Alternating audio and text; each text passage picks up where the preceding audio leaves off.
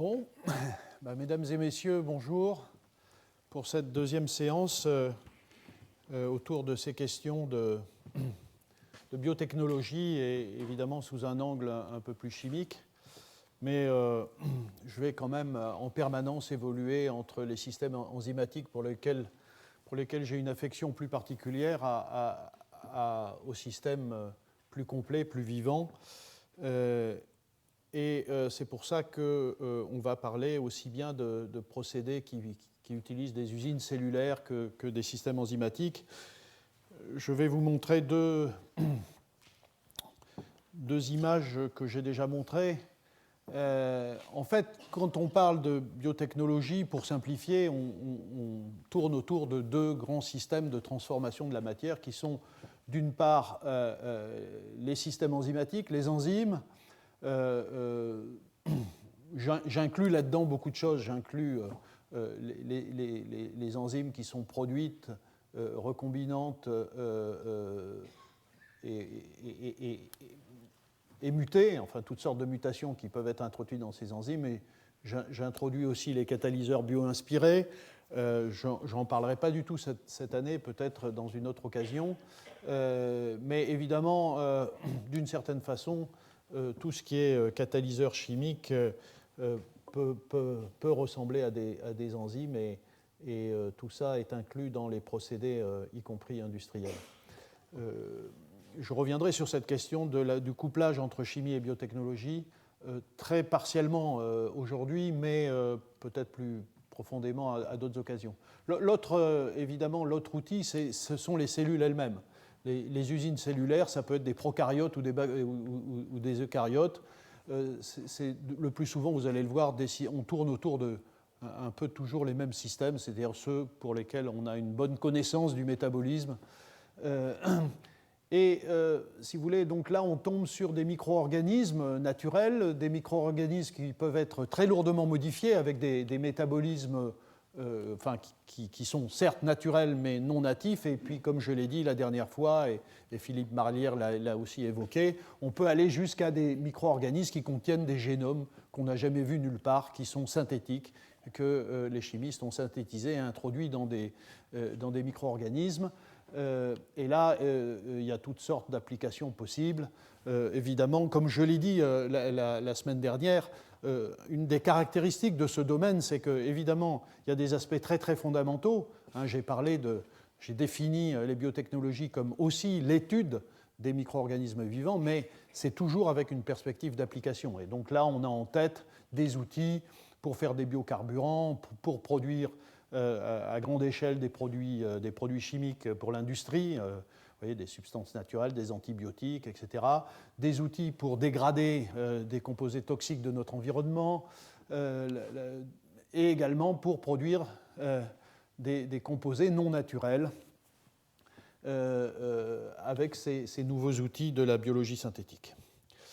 Et voilà la deuxième chose que j'ai déjà présentée la dernière fois. Évidemment, tout ça aujourd'hui est possible, enthousiasmant, parce que les outils pour manipuler les systèmes enzymatiques, donc l'ingénierie enzymatique ou l'ingénierie métabolique et la biologie synthétique s'appuient.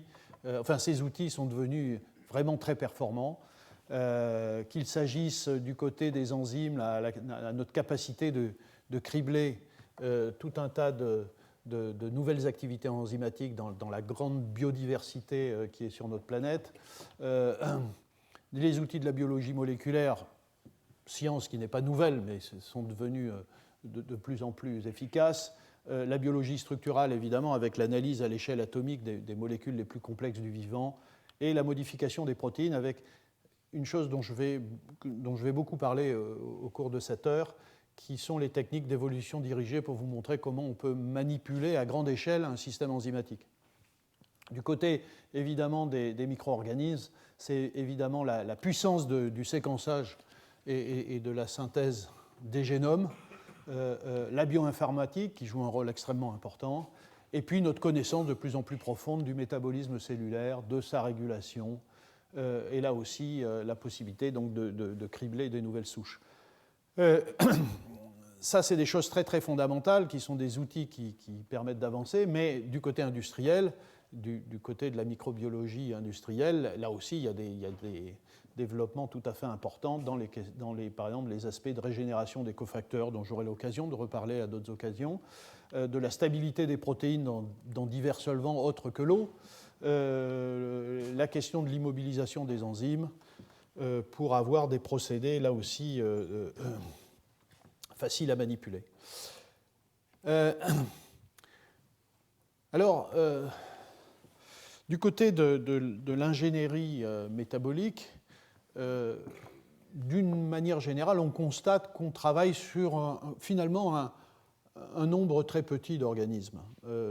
On a à notre disposition un très grand nombre d'organismes. On n'en connaît qu'une toute petite partie de celles de tous les organismes qui existent à la surface de la planète, mais en gros, quand on regarde ce qui se passe, on s'appuie un peu toujours sur les mêmes, et quand vous allez regarder la littérature ou les systèmes industriels, eh bien, vous allez tomber toujours sur des bactéries comme Escherichia coli, et du côté des eucaryotes, c'est évidemment la levure qui est l'organisme le plus utilisé. Et ceci s'explique assez facilement parce que, évidemment, on constate que ces organismes sont très stables, qui sont capables à la fois de répondre à des demandes de production de produits très fins. Ici, vous avez une échelle en valeur du produit, ici en volume. On peut aussi bien traiter une petite production de produits à très haute valeur ajoutée. Voilà, ces composés, produits pharmaceutiques, vitamines, antioxydants, etc. Et à l'inverse aussi, utiliser ces organismes pour produire à très grande échelle des molécules qui ont un peu moins de valeur, éthanol, solvant, enfin, etc. Et en gros, le schéma, c'est essayer de travailler sur un organisme qu'on peut alimenter de diverses manières, qu'on peut lourdement modifier par biologie synthétique, en particulier, et par ingénierie métabolique, et vous verrez au cours de ces cours, aujourd'hui et dans les cours suivants, qu'on peut aller très très loin dans la manipulation, dans la modification de ces organismes. Encore une fois, pour produire des choses aussi importantes que des biocarburants ou des médicaments.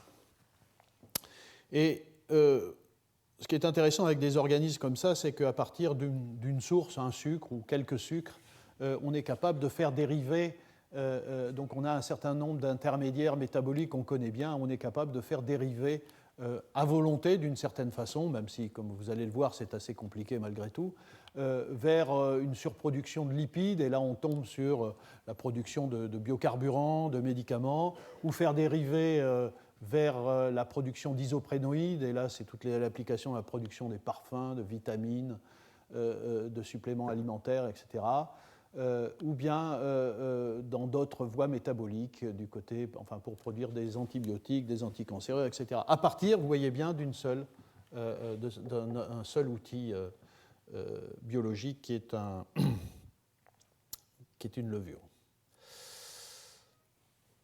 Alors, je voudrais discuter un petit peu de ces termes, ingénierie métabolique et biologie synthétique, parce qu'on pourrait les confondre, et en fait, il faut faire attention de ne pas trop les confondre, et en même temps, ce n'est pas si simple que ça, c'est une question de degré, j'ai l'impression.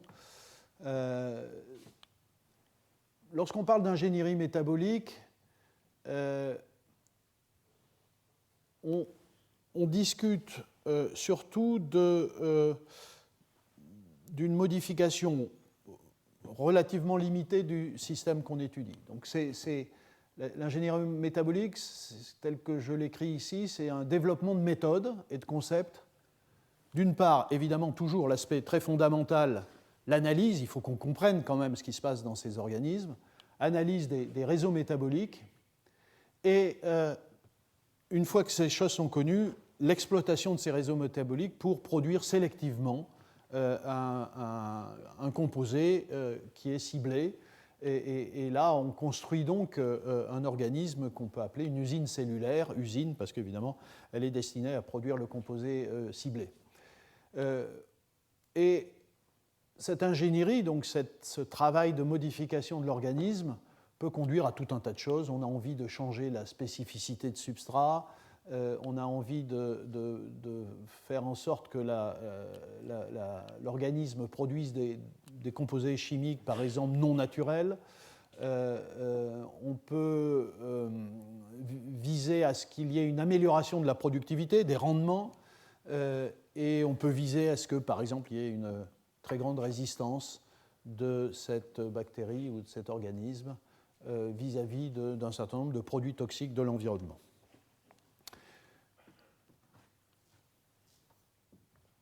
Ça, ce n'est pas très nouveau.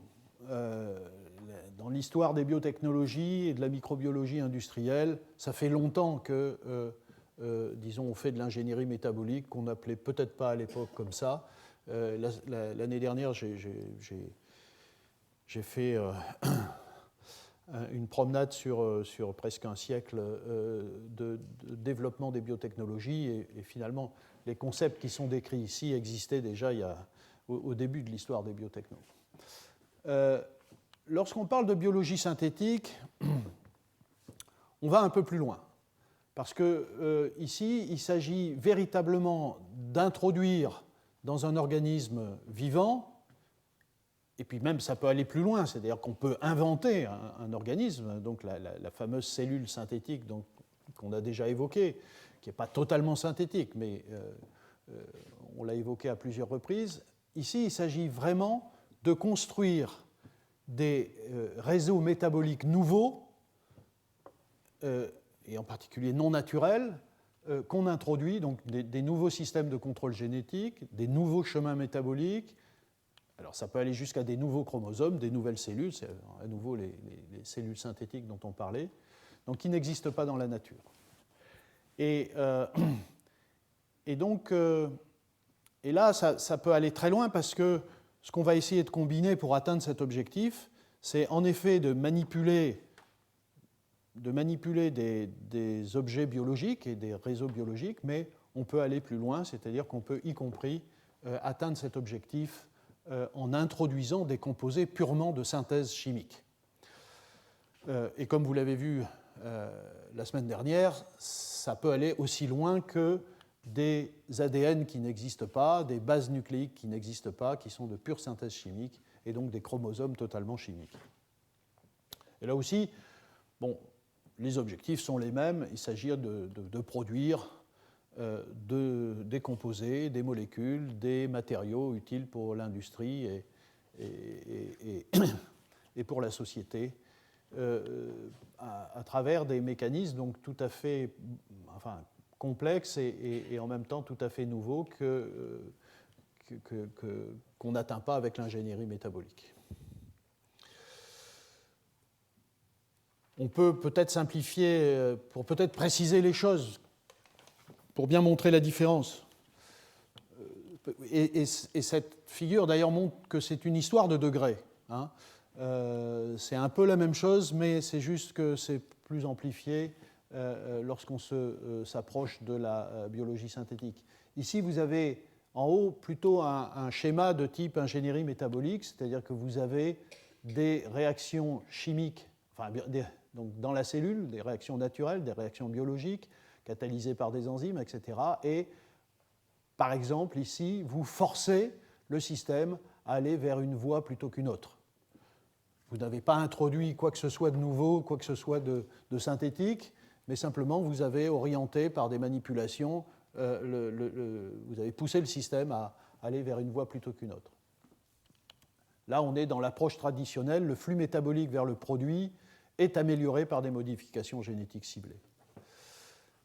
Vous pouvez aller un peu plus loin où vous avez une certaine voie naturelle dans ce micro-organisme, et puis vous avez envie de partir d'un intermédiaire, ici c'est l'intermédiaire B, qui existe dans la cellule, qui est utile, qui est dans une voie métabolique, et vous avez envie de faire partir, parce que c'est intelligent pour produire ce composé, vous avez envie de partir de là pour introduire des réactions qui ne sont pas présente dans la cellule. Donc vous introduisez des nouvelles réactions à l'intérieur de cet micro-organisme.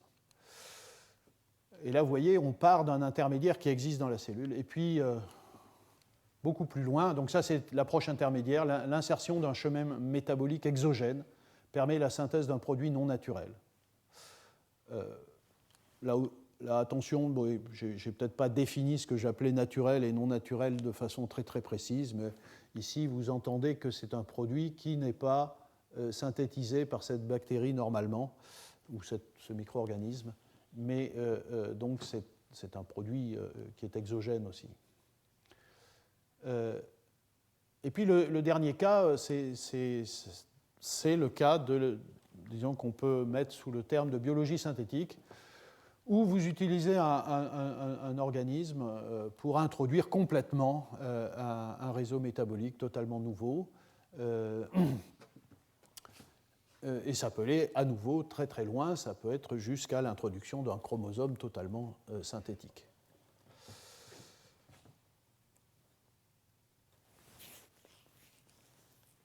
Là, j'ai parlé essentiellement de micro-organismes, donc d'usines cellulaires et d'ingénierie métabolique de biologie synthétique. En réalité, quand on regarde les procédés industriels ou ce qui est développé dans les laboratoires, c'est très souvent quand même un mélange de catalyseurs chimiques et de catalyseurs vivants. J'inclus dans catalyseurs vivants aussi bien enzymes que usines cellulaires. Et donc, voilà, vous avez d'une certaine façon un aspect de microbiologie, de biologie, où vous faites produire par tout un tas d'organismes, ça peut être des plantes, ça peut être des micro-organismes, Escherichia coli, la levure, etc., dans des usines de fermentation, d'extraction, de purification. Vous pouvez effectivement produire un certain nombre de composés naturels et ensuite utiliser la chimie, donc la chimie organique ou des enzymes pour faire des transformations ultérieures. C'est dans ce sens ou dans l'autre sens. Comme vous allez le voir, des exemples dans lesquels on commence par faire des modifications chimiques et on introduit des étapes enzymatiques ou des étapes cellulaires.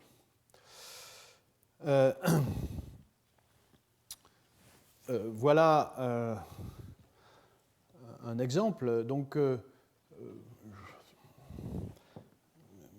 exemple de combinaison finalement de biocatalyse et de catalyse. Et ça paraît assez trivial et en même temps, ce n'est pas très simple parce que pour rendre les choses à la fois efficaces, rapides, il faut que tout ça puisse se passer sans trop grandes contraintes, par exemple de conditions expérimentales, de température, de pression, de solvants, etc. Donc c'est pour ça qu'ici, on essaye de penser à des réactions chimiques mais biocompatibles pour ne pas être en permanence à sortir d'un milieu pour aller dans un autre, etc. Donc de créer une chimie qui s'adapte aussi aux conditions du vivant naturel qui sont température ambiante, pression atmosphérique, le solvant c'est de l'eau, enfin, etc., etc.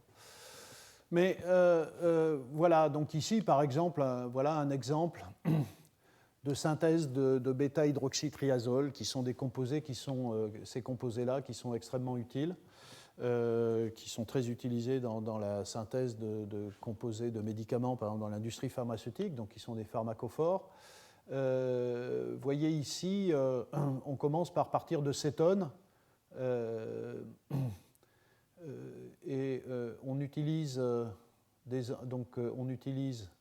c'est la première étape, soit des cellules, soit des enzymes, des alcools déshydrogénases, avec toujours le problème, j'aurai plusieurs fois l'occasion de revenir sur ce type d'enzyme dans lequel on consomme un cofacteur qui est extrêmement coûteux, et il faut se poser la question de la régénération constante de ce cofacteur à partir de produits de base simples, pas chers, enfin, etc. Donc on fait ici une réduction en alcool. Ensuite, on produit cet époxyde avec une enzyme qui s'appelle une allohydrine déhalogénase. Ensuite, cette allohydrine déhalogénase permet d'introduire ce groupement azido. Et ensuite, on fait de la chimie clique, que les chimistes connaissent bien, très à la mode, où on fait le couplage avec un acétylène catalysé par du cuivre. Et vous voyez que dans un procédé comme ça, on est capable de produire des composés avec des très très bons rendements, avec des très bons excès énantiomériques, et on peut produire aussi bien des composés qui ont la stéréochimie R sur ce carbone que la stéréochimie S, simplement en utilisant des alcools déshydrogénases et des allohydrines déhalogénases qui ont les bonnes sélectivités. Et elles existent dans la nature, c'est-à-dire qu'on peut les... Donc là, il faut explorer la biodiversité pour essayer de sortir ces enzymes, et on peut aussi, si elles n'existent pas, comme vous allez le voir, les manipuler pour les rendre extrêmement sélectives. Et donc, vous voyez, on peut, dans des procédés relativement simples, coupler des réactions chimiques avec des réactions biologiques, enfin enzymatiques. Une autre façon de coupler la chimie, donc la catalyse chimique à la biocatalyse, c'est un domaine qui m'intéresse, mais dont je ne parlerai pas du tout cette année, peut-être à une autre occasion.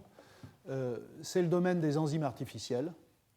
Donc ce sont des enzymes, mais c'est une construction un peu particulière que les chimistes font. Ici, donc c'est un domaine qui est d'une certaine façon en pleine explosion. Je cite un seul papier ici parce que je considère que c'est peut-être le début de l'histoire. C'est en 1978, c'est George Whitesides qui fait quelque chose qui est encore développé aujourd'hui. Vous voyez qu'il prend une protéine. Il s'agit de la streptavidine. C'est une protéine qui n'est pas du tout un catalyseur, mais qui a la propriété de fixer de façon extrêmement forte la biotine, qui est ce composé-là, avec une chaîne qui conduit à un acide, et ici qui permet de coupler, ce que fait Whitesides, c'est de coupler un catalyseur, ici c'est un catalyseur à base de rhodium, mais on pourrait y coupler ce qu'on veut, et cette molécule qui est donc un catalyseur a à la fois une partie catalytique et une partie de reconnaissance de l'enzyme qui fait que, l'enzyme a une très forte affinité pour cette partie-là, et donc vous construisez une protéine qui fixe la partie biotine et qui va avoir la partie rhodium accrochée à la protéine. Donc vous avez inventé d'une certaine façon un biocatalyseur, une enzyme artificielle, parce qu'elle est enzyme parce que c'est un catalyseur, et c'est une protéine, et elle est artificielle parce que, en effet, elle n'existe pas dans la nature, et ce sont les chimistes qui l'ont construite par assemblage de composants protéiques et de composants chimiques, et notamment avec un catalyseur chimique. Par exemple, ici, ce type de construction a été utilisé pour faire une hydrogénation catalytique, vous voyez, donc avec... y compris dans certains, avec un mutant de la streptavidine particulier.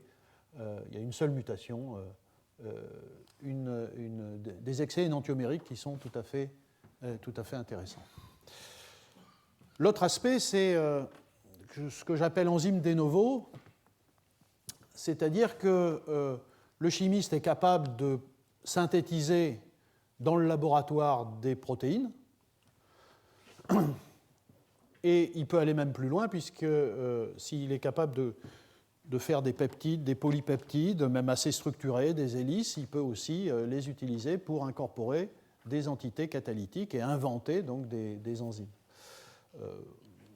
J'aurai l'occasion d'en parler, mais si je prends par exemple des enzymes de type estérase, peptidase, etc., qui contiennent des atomes de zinc, dans un environnement un peu particulier qui est bien connu, voilà une enzyme naturelle qui fait cette réaction d'hydrolyse, eh bien, le chimiste est capable de réduire le problème a quelques hélices dans lesquelles il introduit les histidines nécessaires qui ont la capacité de fixer un atome de zinc pour créer une entité qui est une enzyme créée de rien, purement de synthèse, et qui a la capacité aussi de faire cette même réaction d'hydrolyse parce que, évidemment, la capacité catalytique et hydrolytique de ce gros système-là est en fait due à l'atome de zinc, qui est un excellent acide de Lewis, comme vous savez, et qui a la capacité d'activer des molécules d'eau pour faire ce type de réaction. Alors, bon, je voulais, parce que j'aurai l'occasion d'en parler à plusieurs reprises dans ce cours aujourd'hui, mais aussi dans les cours suivants. Quand on parle de biocatalyseurs, d'enzymes, maintenant, on parle de grandes classes de systèmes enzymatiques. Et ce que vous voyez aujourd'hui, qui est très développé, aussi bien dans les laboratoires académiques que dans les entreprises biotechnologiques ou dans l'industrie, ce sont des réactions de ce type-là, donc beaucoup d'hydrolase, estérase, lipase, acylase, etc. Vous voyez ici, il y a une époxyde hydrolase qui ouvre l'époxyde pour donner un diol. On a parlé d'allohydrine déhalogénase qui sont capables d'interconvertir ces deux types de molécules,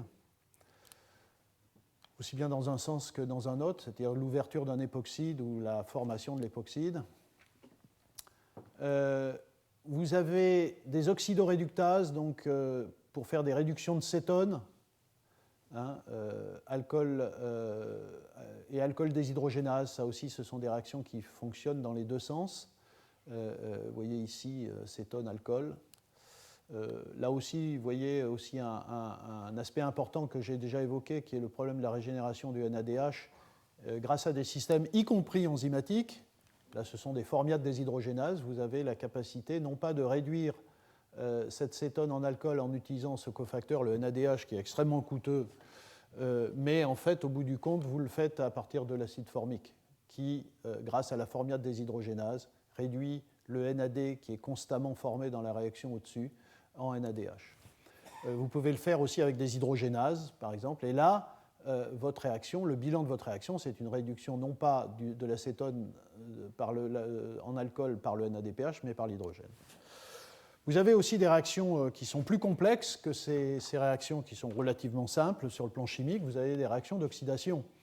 Ça, j'aurai l'occasion de les évoquer de façon assez approfondie dans les prochains cours, dans les derniers cours, parce que c'est de la chimie très complexe, avec des cofacteurs très complexes, mais qui ont des propriétés évidemment tout à fait fascinantes, parce qu'elles catalysent des réactions compliquées de liaison carbone-oxygène sur des substrats relativement inertes, sur par exemple des noyaux aromatiques, etc. Et puis vous avez aussi pas mal de systèmes dans lesquels on est capable de créer des liaisons carbone-carbone ou de carbone-azote. Des transamidases, des aldolases, des liases, des mutases. Enfin, vous avez quelques exemples représentés ici où vous transformez des liaisons, double liaison CO en carbone-azote. Et ici, vous déplacez, vous voyez, vous convertissez des liaisons CH en CN. Donc on a une grande diversité d'enzymes à notre disposition. Et donc, comme vous le voyez, on peut faire énormément de choses. L'ingénierie enzymatique, ce n'est pas nouveau. Là aussi, l'histoire, elle est à peu près au même moment que la microbiologie industrielle, d'une certaine façon. Ça démarre au début du XXe siècle. Et là, vous avez l'utilisation déjà de micro-organismes, d'enzymes naturelles, d'extraits bactériens ou de plantes, et évidemment, on travaille surtout sur des substrats naturels. On peut faire des transformations de ce type-là avec des extraits de plantes, par exemple, synthèse du mandélonitrile. On peut faire un peu plus tard, dans les années 40-50, on peut faire des molécules plus complexes, et là, c'est par exemple la synthèse de cortisone ou de dérivés par des entreprises comme Merck, Pfizer, Upjohn, etc. À partir des années 1970, c'est évidemment la puissance de la biologie moléculaire qui change considérablement le domaine. On peut faire donc de la mutagénèse dirigée, on peut produire des enzymes recombinantes, on peut déjà commencer à travailler sur des substrats naturels et manipuler la spécificité de substrat de ces systèmes. Et là, on peut évidemment faire des choses à une échelle industrielle. Et donc, vous voyez, par exemple, la synthèse de l'acrylamide, c'est 4 10 puissance 5 tonnes par an. Et puis, on a tout un tas de systèmes qu'on commence à maîtriser pour faire des résolutions asymétriques, pour produire des composés un peu complexes comme des herbicides, des statines, enfin, etc. Donc là, on commence vraiment, dans les années 70, à produire des molécules assez complexes. Et puis, évidemment, à partir de 2000, mettons, on est dans cette nouvelle aventure liée à la connaissance des génomes et donc la biologie synthétique, l'évolution dirigée, les enzymes de novo artificiels, les substrats non naturels, les réactions non naturelles. Et là, on est vraiment dans toutes sortes d'applications de chimie fine, des médicaments, de matériaux, de carburants, etc., etc. Alors, il y a un grand engouement, évidemment, pour les enzymes parce que ce sont des systèmes qui ont l'avantage de présenter une très grande sélectivité des réactions qu'elles catalysent, régio, chimio, stéréosélectivité, en général une très grande activité, une très grande efficacité dans la réaction produite. Très intéressant de faire ça à température ambiante, pression atmosphérique dans l'eau, donc les conditions douces, et puis donc cette capacité de muter. À l'inverse, cette sélectivité qui est liée d'une certaine façon à la spécificité de substrat est un problème parce qu'une enzyme est faite pour s'attaquer et modifier un substrat particulier. Donc l'application n'est intéressante que si ce substrat particulier a en effet un débouché spécifique. Mais en réalité, on souhaite avoir des enzymes qui sont capables de faire ces transformations aussi intéressantes que ce que je vous ai présenté sur une très grande diversité de substrats. Donc ça, c'est un problème, mais comme vous allez le voir, on peut manipuler ça.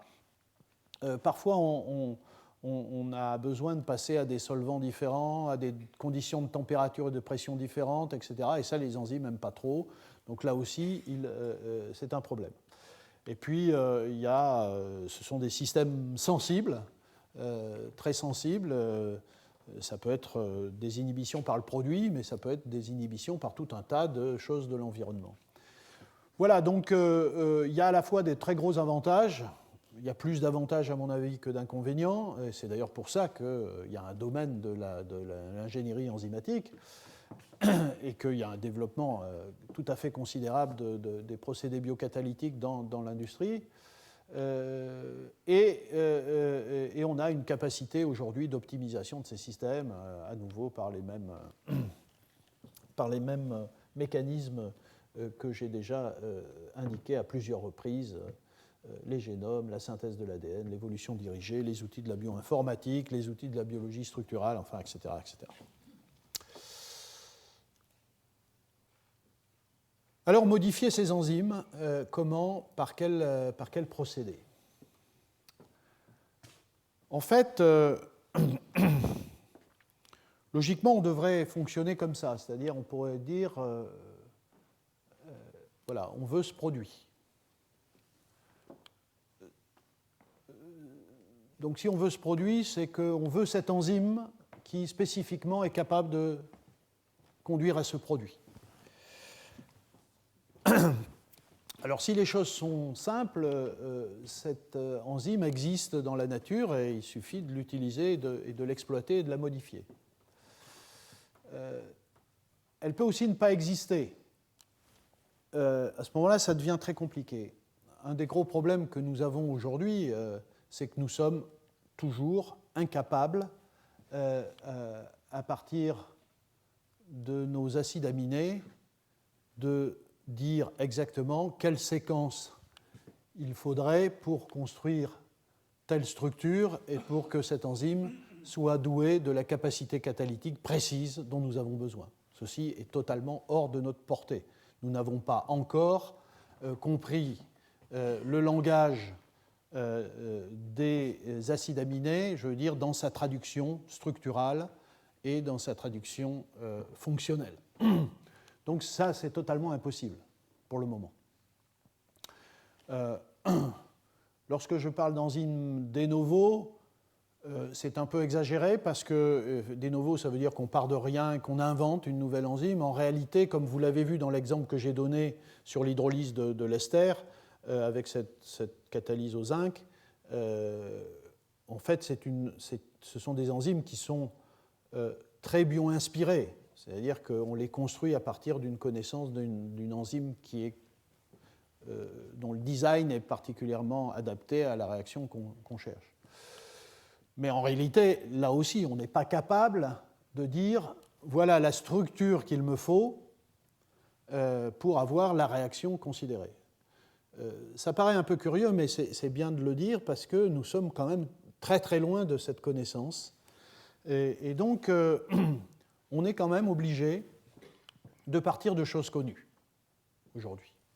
C'est assez fascinant de travailler dans ce domaine et d'essayer de s'approcher de cette connaissance, à savoir comment traduire une séquence d'acides aminés en structure et en fonction. Mais on est encore très loin du compte. Alors on part de choses connues. Mais là aussi, ce n'est pas si simple. C'est-à-dire que c'est assez difficile, même aujourd'hui, avec toutes les connaissances qu'on a, de prévoir l'effet qu'aura une mutation sur une protéine. Évidemment, on a des hypothèses, on doit bien faire des choix, mais c'est assez difficile. Donc il y a une grosse activité de ce domaine, c'est en effet modifier l'existant, prendre des protéines qui existent dans la nature et les modifier. Alors, il y a des approches rationnelles, mettons, je mets rationnel point d'interrogation parce que là aussi, le rationnel est assez limité et on fait de la mutagénèse dirigée. C'est-à-dire que là, c'est rationnel au sens où on dit que cette protéine, il faut la modifier ici, là et là, très précisément, pour en faire le catalyseur qu'on désire. Les enzymes artificielles, d'une certaine façon, sont aussi dans ce domaine-là parce qu'on part d'une protéine dans laquelle on peut accrocher un catalyseur dont on sait qu'il sait faire cette réaction-là. Donc là, c'est très rationnel. Whitesides, quand il met un complexe de rhodium dans la streptavidine, c'est qu'il sait que le rhodium catalyse une réaction d'hydrogénation. Et puis, il y a des approches, et c'est celles-là dont je parlerai, parce qu'elles sont plus récentes, et je crois que pour nous tous, c'est plus intéressant de discuter de cela. Donc, ce sont les approches, je dirais, d'une certaine façon irrationnelles, qui partent du principe qu'on ne sait rien, qu'on ne peut pas prévoir, et à ce moment-là, c'est de la mutagénèse aléatoire. On a des systèmes qui mutent sans qu'on sache comment ni pourquoi les systèmes d'intérêt.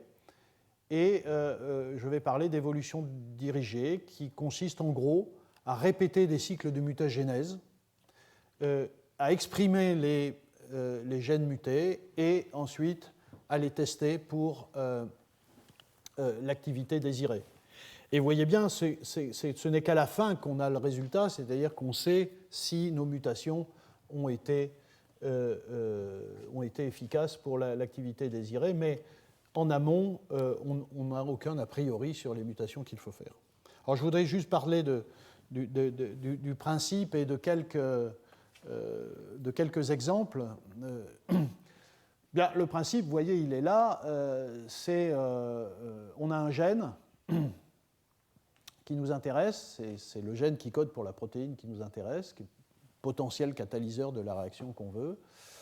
On fait des mutants, donc on a de multiples mutants. Donc l'idée, évidemment, c'est d'avoir des banques de mutants les plus grandes possibles pour avoir le plus de chances d'aboutir au résultat.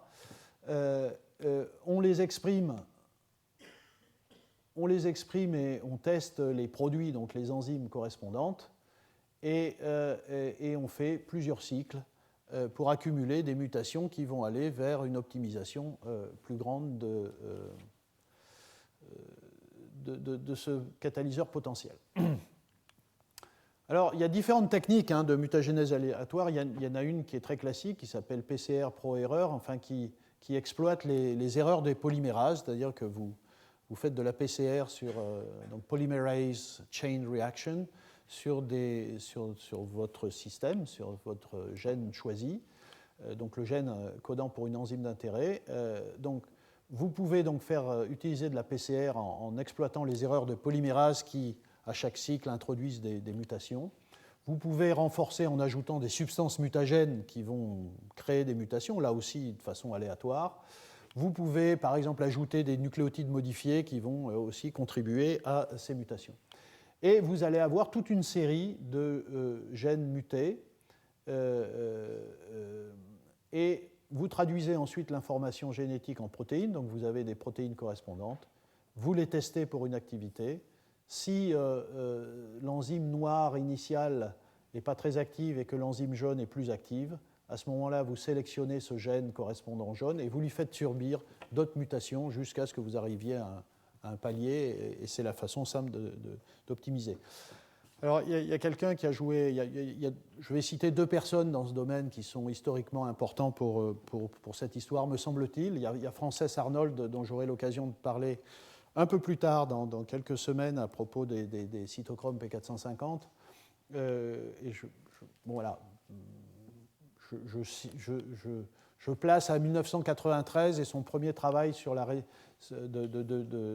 d'évolution dirigée sur la mise au point d'une protéase qui est résistante à un solvant organique.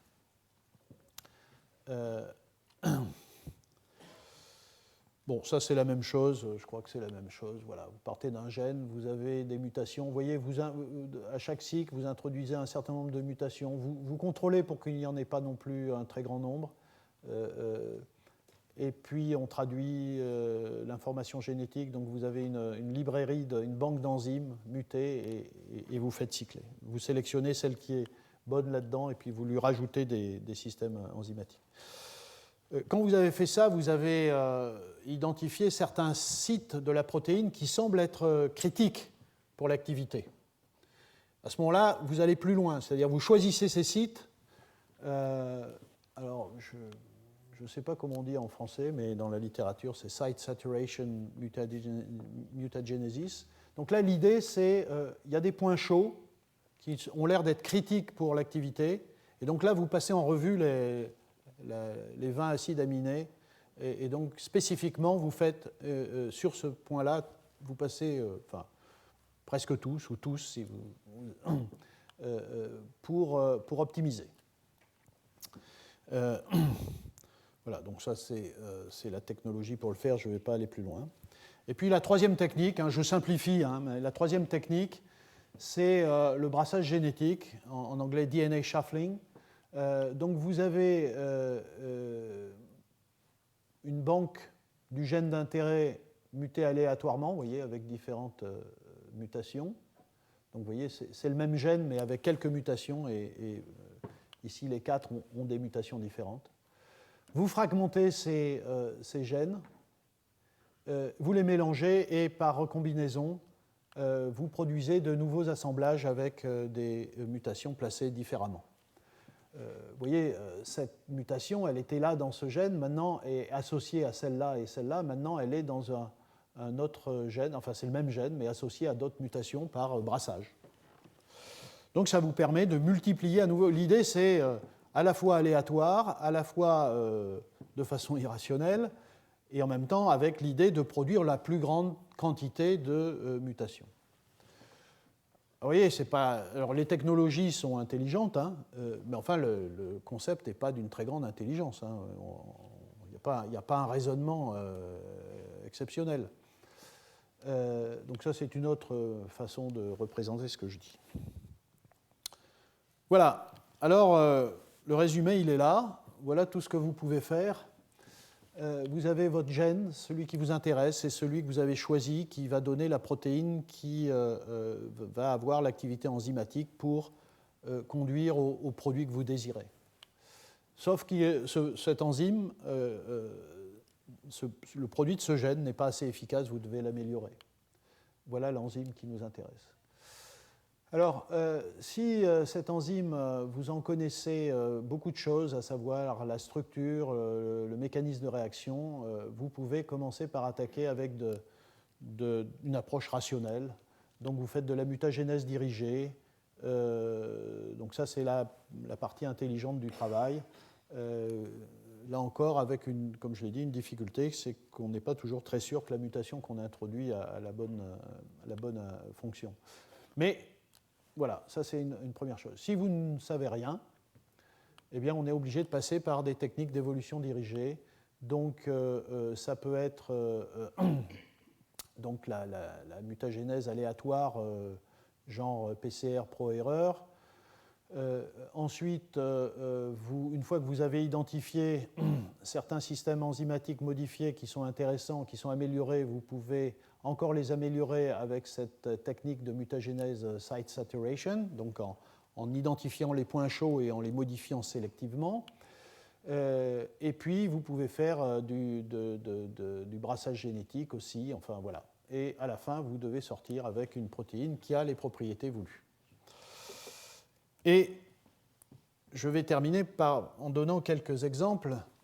Et je voudrais ici citer donc, le travail de Martin Ritz en Allemagne, qui pour moi est un des pionniers de ce domaine.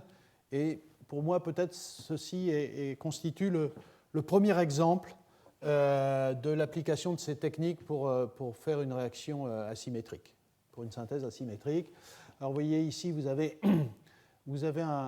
donc c'est pour la production de ces composés chiro qui ont un intérêt notamment industriel.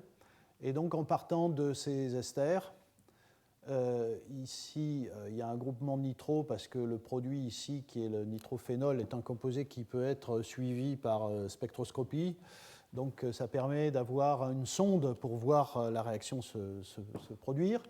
Et donc, il est parti d'une lipase de Pseudomonas aeruginosa, vous voyez, qui est vraiment pas très bonne du point de vue de la sélectivité, de la stéréosélectivité, donc qui hydrolyse légèrement sélectivement le composé qui a la chiralité S.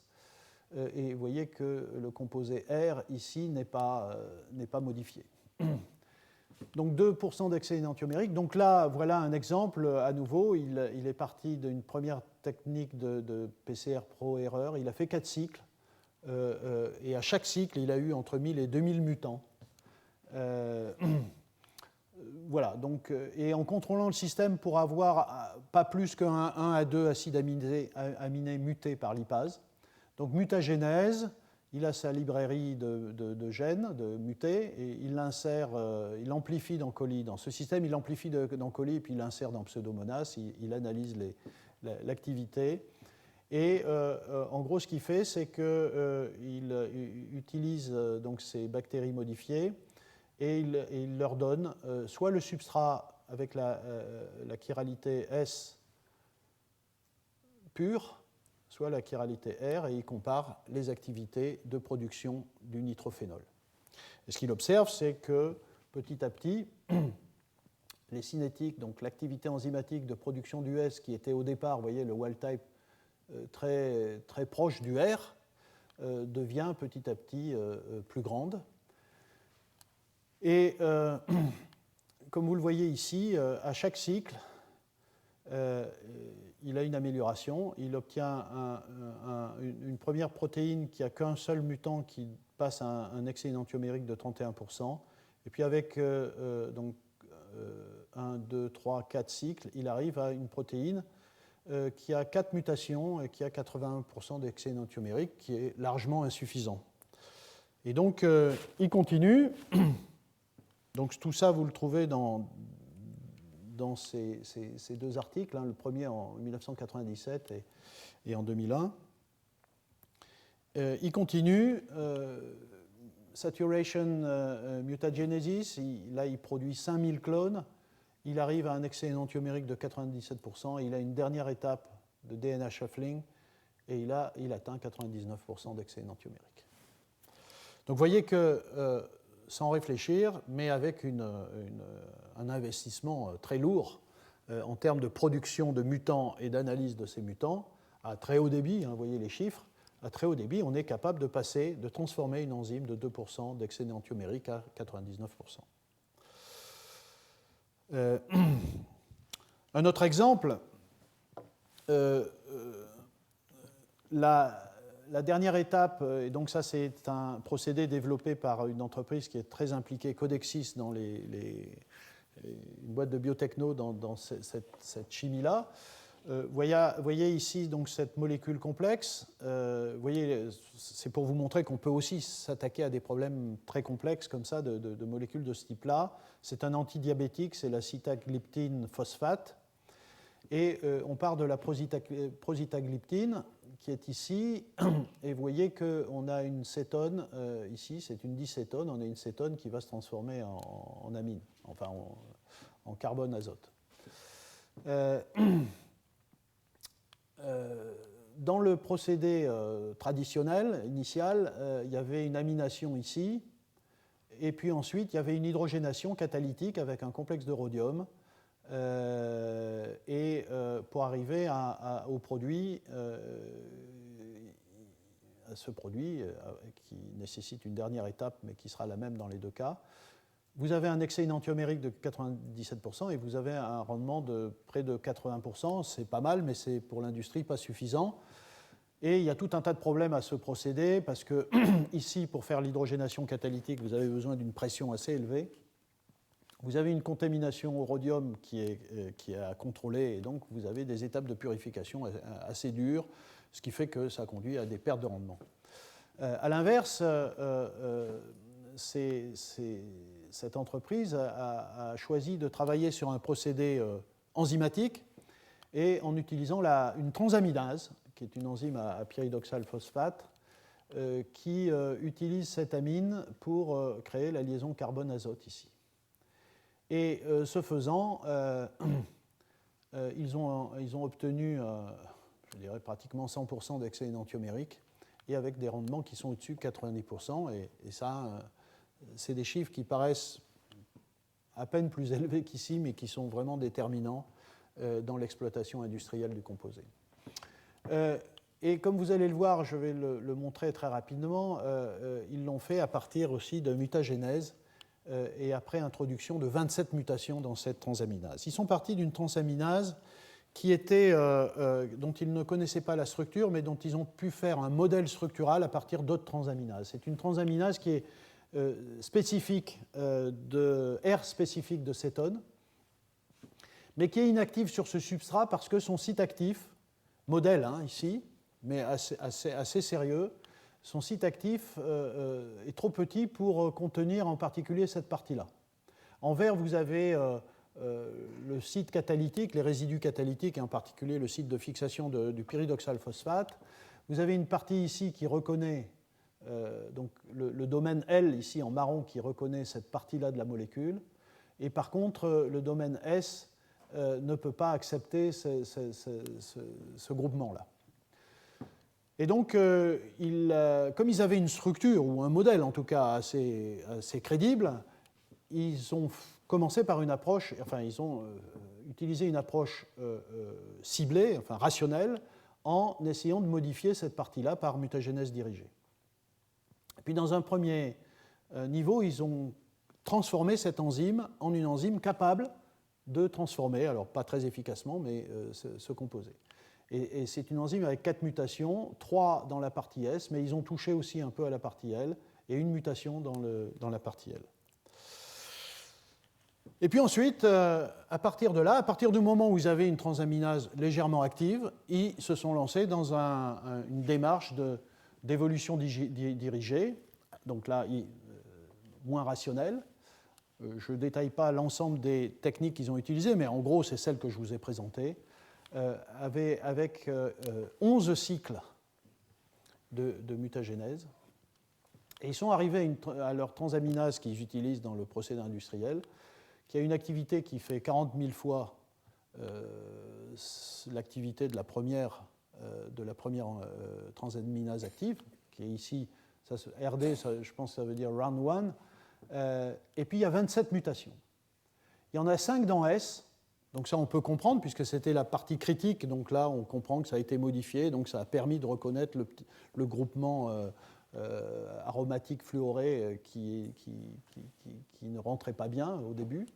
5 dans L. Et puis, vous voyez, en total, il y en a 27. Donc il y en a 17 autres qui ne sont absolument pas dans ce site-là. Et ça, c'est une chose qui est très fascinante dans ce genre de recherche et dans le comportement des enzymes, c'est qu'on s'aperçoit, et vous voyez bien que c'est assez difficile d'imaginer, vous voyez les sites de mutation.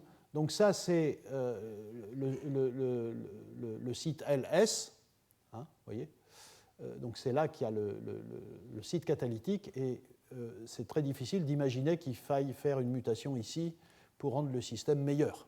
Mais ça, c'est une constante, et c'est assez fascinant parce que ça nous dit beaucoup de choses sur les systèmes enzymatiques, et en même temps, ça nous dit l'importance de cette approche irrationnelle, aléatoire, pour conduire aux systèmes les plus optimisés.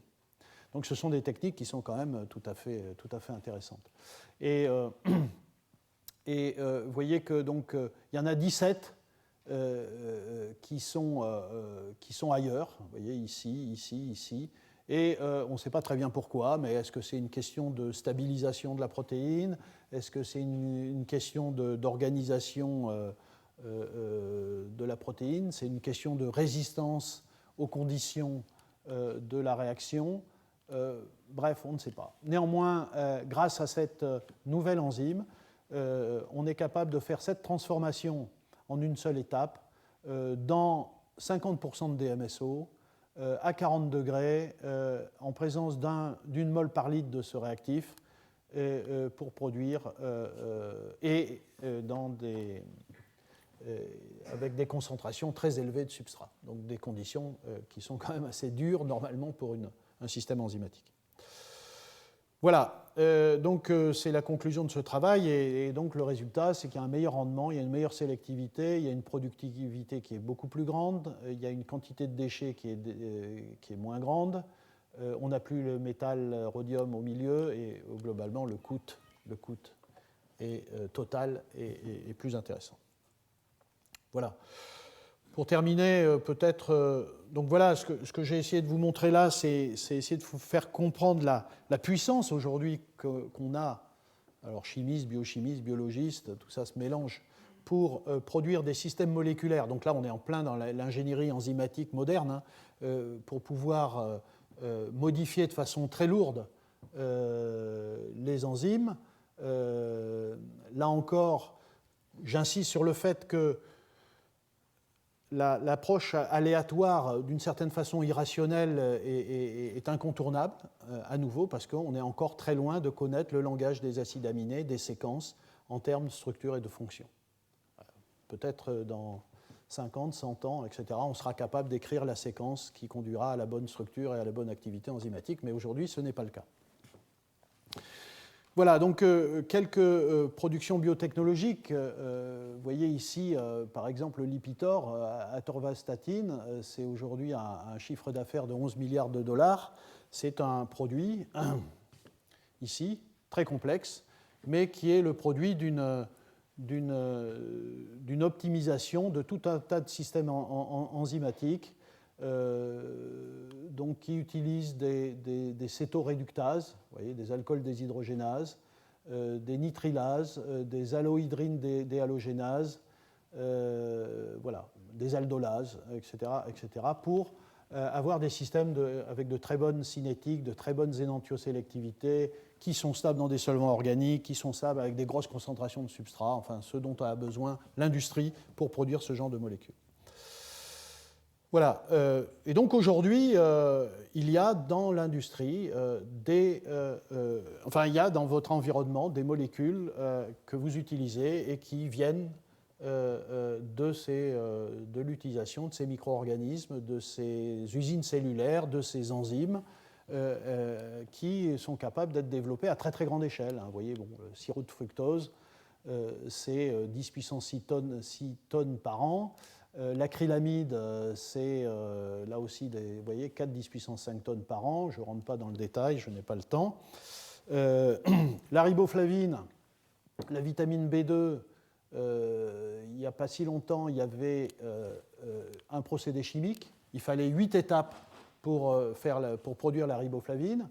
Eh bien, BASF a mis au point, pour une production de 4000 tonnes par an, un procédé à partir d'un champignon filamenteux. Vous voyez, ici, c'est la structure de la riboflavine. Et le bilan est colossal.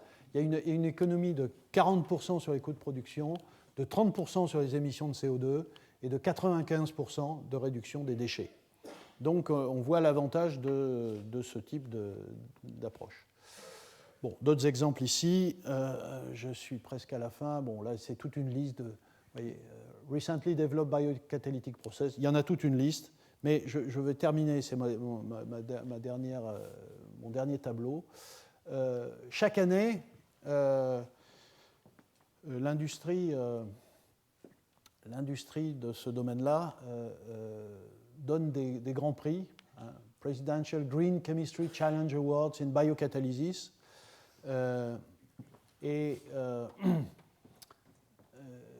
évidemment en mettant en avant les procédés verts, c'est-à-dire ceux qui produisent le moins de déchets possible, ceux qui coûtent le moins en énergie, ceux qui produisent le moins de CO2. Et ce qui est intéressant, vous voyez, depuis les années 2000, on a... Alors, ici, vous avez les entreprises qui développent ça. Vous avez des grosses et des petites entreprises là-dedans, hein. Vous avez des boîtes de pharma, mais donc, vous voyez des boîtes aussi importantes que Merck, Dupont, etc. Mais vous avez aussi des boîtes de biotechno, Codexis, Metabolics, enfin, etc. Vous avez ici, si vous regardez un petit peu en détail, mais on ne va pas le faire, vous avez des molécules simples. Vous voyez, vous avez des alcools qui peuvent être des carburants ou des substrats chimiques pour l'industrie. Et puis, vous avez des choses extrêmement complexes, hein, comme le Lipitor, par exemple, le Taxol. Donc, vous avez des molécules très élaborées. Donc à nouveau, toutes ces technologies-là ne s'appliquent pas qu'à des petites molécules pas trop compliquées. Elles s'appliquent aussi à des choses extrêmement complexes. Et ma dernière remarque, c'est que vous voyez que c'est assez équilibré entre usines cellulaires et systèmes enzymatiques. Les fameux procédés verts ici qui sont mis en avant sont mis au point aussi bien à partir de systèmes enzymatiques, élaborés, modifiés aussi intensément que ce que je vous ai décrit en vous donnant quelques exemples, qu'à partir d'usines cellulaires. Voilà, j'en ai fini, je vous remercie.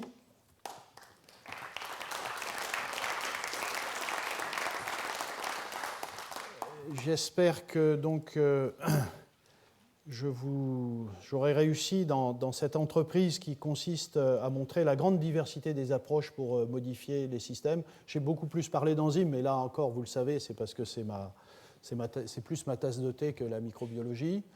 Voilà, donc si vous avez... donc, je vais tout de suite dire quelques mots de Jean Wessenbach. Je suis vraiment très heureux que Jean soit là.